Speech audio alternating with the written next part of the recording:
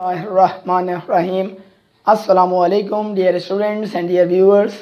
First year के topic general की MCQ से रिलेटेड आज ये हमारा अल्हम्दुलिल्लाह 5th वीडियो लेक्चर और ओवरऑल इसी टॉपिक से रिलेटेड अल्हम्दुलिल्लाह 12th वीडियो लेक्चर है जो हम अपलोड करने के लिए जा रहे हैं। स्टूडेंट्स उम्मीद करते हैं कि हमारी तमाम वीडियो लेक्चर से आप भरपूर इससे फ़ायदा उठा रहे होंगे। आज इसी टॉपिक से रिलेटेड मज़ीद हम 5 एमसीक्यूज़ लेकर आपकी खिदमत में हाजिर हुए हैं। देखते हैं आज के इन एमसीक्यूज़ के अंदर क्या बयान किया जा रहा है। आज की हमारी फर्स्ट एमसीक्यू और ओवरऑल इस टॉपिक की 21st एमसीक्यू के अंदर लिखा हुआ है इंक्रीज इन इंटरेस्ट पेबल। किस चीज़ में इजाफा हो रहा है स्टूडेंट्स? इंटरेस्ट पेबल के अंदर इजाफा हो रहा है और इंटरेस्ट पेबल अकाउंट में इजाफा हो रहा है। विल बी रिकॉर्डेड ऑन, वो रिकॉर्ड होगा। बताएं किस साइड पर रिकॉर्ड होगा? आपको पता है टोटल 2 साइड्स होती हैं, या तो डेबिट साइड या फिर क्रेडिट साइड। फैसला किस बुनियाद पर होगा? फैसला इस बुनियाद पर होगा कि जिस अकाउंट की बात की जा रही है उस अकाउंट को हम नॉर्मली कहाँ पर रिकॉर्ड करते हैं। पहली बात तो याद रखिएगा, इंटरेस्ट पेबल यहाँ पे लिखा हुआ है। किसी भी किस्म का पेबल हो तो पेबल का मतलब होता है लाइबिलिटी अकाउंट है, और लाइबिलिटी अकाउंट के अंदर देखें बोर्ड के ऊपर क्या लिखा हुआ है, इंक्रीज। याद रखिएगा किसी भी किस्म की लाइबिलिटी हो, भले वो करंट लाइबिलिटी हो, भले वो लॉन्ग टर्म लाइबिलिटी हो, if the liability is going to be increased, अगर लाइबिलिटी में इजाफा हो रहा है then that particular liability will be recorded on the credit side. Always be remember, अगर लाइबिलिटी में इजाफा हो रहा है स्टूडेंट्स तो आप किस जगह पे उसको रिकॉर्ड करेंगे? हमेशा क्रेडिट साइड पे रिकॉर्ड करेंगे। और अगर यहाँ फर्ज करें लाइबिलिटी के अंदर कमी हो रही होती तो जाहिर सी बात है डेबिट साइड पर रिकॉर्ड करते। फिलहाल आपसे क्या रहा है, इंटरेस्ट पेबल। जब भी लफ्ज़ पेबल आएगा इसका मतलब समझ जाइएगा लाइबिलिटी है। जब भी लफ्ज़ रिसीवेबल आता है उसका मतलब होता है एसेट है। फिलहाल इंटरेस्ट पेबल का मतलब होता है कि कोई सूद की रकम है, इंटरेस्ट की रकम है, वो आपको पे करनी है और उसके अंदर क्या हो रहा है, इजाफा। मैंने आपको बताया किसी भी किस्म की लाइबिलिटी के अंदर अगर इजाफा हो तो कौन सी साइड पर आता है? क्रेडिट साइड पर। जाहिर सी बात है डेबिट साइड गलत है, तो सही ऑप्शन है हमारे पास क्रेडिट साइड। सेकंड ऑप्शन में लिखा है debit and credit side both. याद रखिएगा ये तो बिल्कुल ही बकवास किस्म का ऑप्शन उन्होंने दिया है कि डेबिट और क्रेडिट साइड दोनों पे तो कोई चीज़ at the same time record ही नहीं होती है। लिहाजा सी ऑप्शन तो बिल्कुल गलत है। डी ऑप्शन इसलिए गलत है कि यहाँ पे लिखा है नन ऑफ दीज, तो नन ऑफ दीज भी गलत है क्योंकि सही ऑप्शन हमारे पास बी ऑप्शन है। स्टूडेंट्स हम जाते हैं नेक्स्ट एमसीक्यू की जानिब। लिखा है इंक्रीज इन कमीशन रिसीवेबल। देखिए ऊपर वाली एमसीक्यू के अंदर पेबल आया था, नीचे वाली एमसीक्यू के अंदर आ रहा है कमीशन रिसीवेबल। कमीशन रिसीवेबल से क्या मुराद होता है? कमीशन रिसीवेबल का मतलब स्टूडेंट्स ये होता है कि अगर कोई बंदा कमीशन लेता है, और कमीशन वो कब लेता है? जब वो कोई सर्विसेज प्रोवाइड करता है, तो सर्विसेज प्रोवाइड करने के एवज में उसको जो भी पैसे मिलते हैं वो उसके लिए कमीशन कहलाता है। मैं आपको एक छोटी सी मिसाल देता हूँ। फ़र्ज़ करें आपको किराए का मकान चाहिए और किराए के मकान के लिए आप किसी स्टेट एजेंट से रब्ता कायम करते हैं। स्टेट एजेंट से आप कहते हैं कि भाई मेरे पास नंबर ऑफ़ मेंबर्स इतने हैं फैमिली के अंदर और हमें किराए का मकान चाहिए, इतनी हमारी रेंज है, इतना हम पे कर सकते हैं महीना। उस स्टेट एजेंट ने आपको मकान दिलवा दिया और अब आपने उस मकान में रहना शुरू कर दिया। लेकिन स्टेट एजेंट से आपका एक एग्रीमेंट होता है कि इतना पैसा आप उस स्टेट एजेंट को पे करेंगे बतौर कमीशन, क्योंकि उस स्टेट एजेंट ने आपको मकान दिलवाया है किराए के ऊपर। इसका मतलब वो जितना पैसा आप उसको अदा कर रहे हैं बतौर कमीशन, वो उस स्टेट एजेंट के लिए क्या कहलाएगा? इनकम कहलाएगा।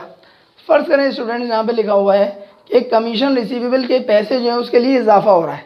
इजाफा कब हो रहा है? फ़र्ज़ करें आपने उस बंदे से बोला स्टेट एजेंट से कि भाई आप हमें मकान दिलवा दें और हम पैसे आपको कुछ दिनों के बाद देंगे। फ़र्ज़ करें वो आपका जानने वाला है और आपकी बात मान लेता है, उसने आपको मकान किराए पर दिलवा दिया है। तो बताइए उसने अपनी सर्विसेज आपको दे दी। जब उसने आपको अपनी सर्विसेज दे दी तो उसके लिए रिसीवेबल जो है वो उसके अंदर इजाफा हो गया। इजाफा क्यों हो गया स्टूडेंट्स? क्योंकि उसने जब आपको अपनी सर्विसेज दे दी तो अब उसको आपसे पैसे लेने, और पैसे लेने क्यों हैं? क्योंकि अभी आपने दिए नहीं है, लिहाजा उसके लिए कमीशन रिसीवेबल में क्या हो जाएगा? इजाफा। एक बेसिक बात याद रखिएगा जो भी थोड़ी देर पहले मैंने जिक्र भी करी थी कि तमाम के तमाम पेबल जो होते हैं वो आपकी लाइबिलिटी होते हैं। ऐसे ही तमाम के तमाम जो रिसीवेबल होंगे वो क्या होंगे? आपके लिए एसेट की हैसियत रखते हैं। बताइए कमीशन रिसीवेबल के अंदर क्या हो रहा है? इजाफा। हर किस्म का एसेट जब भी बढ़ता है तो वो डेबिट साइड पर आता है, तो कमीशन रिसीवेबल खुद एक एसेट अकाउंट है। एसेट में बताएं इजाफा हो रहा है या कमी हो रही है? तो आप बोलेंगे एसेट में इजाफा है। एसेट में इजाफा है तो कौन सी साइड पर आ जाएगा? डेबिट साइड पर आ जाएगा। सही ऑप्शन है ए। फ़र्ज़ करें यहाँ पे लिखा होता है डिक्रीज इन कमीशन रिसीवेबल, तो जाहिर सी बात है कमीशन रिसीवेबल एसेट है, एसेट में अगर डिक्रीज होता, कमी होती, तो आप उसको क्रेडिट साइड पर रिकॉर्ड करते, तो इसका बी ऑप्शन आंसर होता। लेकिन फिलहाल आंसर है ए। अब हम जाते हैं अपने नेक्स्ट MCQ की जानिब। लिखा हुआ है a compound entry has at least, compound entry के अंदर कम से कम कितने इफ़ेक्ट्स होते हैं। पहला सवाल, कंपाउंड एंट्री से क्या मुराद है। कंपाउंड एंट्री से मुराद ये बात याद रखिएगा, हर वो एंट्री कंपाउंड एंट्री होती है जिसके अंदर हर हाल में कम से कम 2 इफ़ेक्ट्स पाए जाएँ। 2 इफ़ेक्ट्स का मतलब होता है कि हम कोई सी भी जनरल एंट्री पास करते हैं तो उस जनरल एंट्री के अंदर याद रखिएगा कोई ना कोई डेबिट साइड होती है और डेबिट के अंदर कोई ना कोई चीज़ आप रिकॉर्ड करते हैं, उसी का कोई ना कोई क्रेडिट साइड पर ही होती है, क्रेडिट पर भी आप कोई चीज़ रिकॉर्ड करते हैं। और ये बात हमेशा ये बात याद रखिएगा कि अगर किसी भी एंट्री के अंदर आप किसी चीज़ को डेबिट करवा रहे हैं, यानी कि किसी अकाउंट को आप डेबिट करवा रहे हैं, तो लाजमी तौर पर किसी न किसी अकाउंट को आपको क्रेडिट करवाना पड़ेगा। It means that there is always one debit for one debit, there is always one credit for one debit and there is always one debit for one credit. It is mandatory. ये बात याद रखिएगा students, कभी भी ऐसा नहीं होगा कि अगर कोई अकाउंट डेबिट हो रहा है तो उसके लिए क्रेडिट ना हो रहा हो, और ऐसा भी कभी नहीं होगा कि अगर कोई अकाउंट क्रेडिट हो रहा है तो उसके लिए डेबिट नहीं होगा। इट मीन्स दैट ये तो लाजमी अमर है, लाजमी क्या कि डेबिट के लिए क्रेडिट होगा और क्रेडिट के लिए डेबिट होगा। लफ्ज़ आया यहाँ पर कंपाउंड एंट्री। कंपाउंड एंट्री का मतलब ये होता है कि एक से ज़्यादा या तो डेबिट इन्वॉल्व है या फिर एक से ज़्यादा क्रेडिट इन्वॉल्व है, तो ऐसी एंट्री को आप कहते हैं कंपाउंड एंट्री। बताएं यहाँ पे कह रहे हैं 2 इफ़ेक्ट्स होने चाहिए, तो 2 इफ़ेक्ट जो है वो कंपाउंड एंट्री नहीं कहलाएंगे। फिर यहाँ पे लफ्ज़ आया 1 इफ़ेक्ट, एक इफ़ेक्ट होना चाहिए, तो एक इफ़ेक्ट भी कंपाउंड एंट्री नहीं है। 3 इफ़ेक्ट्स अगर आ रहा है तो ये बिल्कुल सही है बात, क्योंकि कंपाउंड एंट्री में हर हाल में या तो डेबिट एक से ज़्यादा होंगे या मैंने आपको बताया क्रेडिट एक से ज़्यादा होंगे। ऐसा तो मुमकिन है कि डेबिट भी कई एक हों, क्रेडिट भी कई एक हों, लेकिन ऐसा कभी मुमकिन नहीं होगा कि सिर्फ एक डेबिट हो और एक क्रेडिट हो। अगर सिर्फ एक डेबिट है और एक क्रेडिट है तो एंट्री तो वो बिल्कुल सही हो सकती है, लेकिन वो कंपाउंड एंट्री नहीं कहलाएगी। फिर वो क्या कहलाएगी, वो सिंपल एंट्री कहलाएगी। It means that simple entry is that entry in which there is only one debit and there is only one credit, that is called simple entry. while compound entry is that particular entry in which there may be more than one debits and only one credit, or there may be more than one credit and there is only one debit। तो जनाब ये तो compound entry का मसला हल हो गया। ये कंपाउंड एंट्री में सही आंसर है कम से कम 3 इफेक्ट होंगे। जाते हैं हम नेक्स्ट MCQ की जानिब। परचेज डिस्काउंट इज आ, पहली बात तो आपको ये पता होना चाहिए परचेज डिस्काउंट से मुराद क्या है। परचेज डिस्काउंट याद रखिएगा कॉन्ट्रा एक्सपेंस अकाउंट होता है। आप बोलेंगे कॉन्ट्रा एक्सपेंस अकाउंट होता है तो ये ऑप्शन आपने जवाब ही बता दिया, तो इसका जवाब जब यही है तो यही बताया जाएगा। परचेज डिस्काउंट का मतलब क्या होता है वो समझिएगा। जब भी आप मर्चेंडाइज यानी कि सामान्य तिजारत ख़रीदते हैं, परचेज़ करते हैं, तो वो आपका अकाउंट्स के अंदर जो इन्वॉल्व होता है, जो आप एंट्री पास करते हैं अपने पास, वो परचेजेस के नाम से पास करते हैं। जनरल के अंदर ये बात आपको बताई गई है। जब कभी भी आप मर्चेंडाइज को परचेज करते हैं तो परचेजेस को आप करवाते हैं डेबिट। परचेज डिस्काउंट से क्या मुराद है, आपने माल ख़रीद लिया, आपने गुड्स ख़रीद ली और उन ख़रीदे हुए गुड्स को आप फ्यूचर में बेचेंगे। उन्हीं गुड्स के बारे में आपका सप्लायर आपसे ये कहता है कि अगर आपने उसको जल्दी पेमेंट कर दी तो फिर ऐसी सूरत में वो आपको थोड़ा सा डिस्काउंट दे देगा। वो कौन, सप्लायर। किसको डिस्काउंट दे रहा है, आपको दे रहा है। आप कौन है उसके लिए, कस्टमर है। सप्लायर कस्टमर से यानी कि आपसे ये बात कह रहा है, if you will pay the amount to mister supplier within discount period then the supplier will give you some amount as a discount, कुछ अमाउंट डिस्काउंट के तौर पे देगा। स्टूडेंट्स मुझे बताइए परचेज डिस्काउंट फिर क्या कहलाएगा। परचेज डिस्काउंट का मतलब ये होता है कि ख़रीदे हुए माल के ऊपर डिस्काउंट कुछ हासिल हो रहा है, और जब डिस्काउंट हासिल होगा तो परचेजेस की रकम याद रखिएगा कंपैरेटिवली पहले से थोड़ी सी क्या हो जाएगी, कम हो जाएगी। कम क्यों हो जाती है, क्योंकि फ़र्ज़ करें 1 लाख रुपए का हम माल ख़रीद रहे हैं तो 1 लाख रुपए की कहलाएगी परचेजेस। सप्लायर आपसे कहता है कि अगर आपने डिस्काउंट पीरियड के अंदर अंदर पेमेंट कर दी तो आप सिर्फ 95,000 पे करिएगा, 5,000 रुपये छोड़ दीजिएगा बतौर डिस्काउंट। बताएं जब आपने अगर उसको पेमेंट कर दें डिस्काउंट पीरियड के अंदर अंदर तो 5,000 रुपये आपको पे करने पड़ेंगे, नहीं करने पड़ेंगे। तो 5,000 रुपये आपके लिए क्या लाएगा, परचेज डिस्काउंट। इस परचेज डिस्काउंट की वजह से आपके परचेजेस की अमाउंट जो कि 1 लाख रुपए की थी 5,000 रुपये से क्या हो जाएगी, कम हो जाएगी। जब 5,000 रुपये से कम हो जाएगी तो परचेजेस की अपनी नेचर क्या है, एक्सपेंस तस्वुर की जाती है। परचेजेस अगर एक्सपेंस अकाउंट है तो परचेज डिस्काउंट ने आके क्या किया, परचेजेस की रकम को 5,000 रुपये से कम कर दिया। याद रखिएगा वो अकाउंट, परचेज डिस्काउंट की बात कर रहा हूँ, वो अकाउंट जो परचेजेस के रकम को कम कर दे तो फिर ये बन जाएगा कॉन्ट्रा एक्सपेंस। और से सुनिएगा क्या बोल रहा हूँ।